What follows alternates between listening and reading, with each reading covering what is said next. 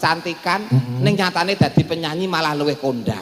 Saniki kelas pinten, Nduk? Saniki sampun kelas 1 SMA. Wih, SMA. Oh, iya, Suwo pete biyen sih. SMA kaya SD saya SMA. nggih. Oh nggih dangu mboten mangke nggih Om. Ya suwe ra ketemu sawetara. Terakhir SMP kelas 3. Oh. Tahun kepungkur. Nggih, tahun kemarin. Sopan nono daleme Pak Eko adalah Bu Mujiatin, Nduk. Nggih, niki acarane napa Om? Niki tasakuran Bu Mujiatin kapilih lagi menjadi anggota DPRD Kabupaten Ponorogo. Lajeng tasakuran pernikahan putrine Mbak Vina kalian Mas Dia. Berarti niki acarane kalih. Loro.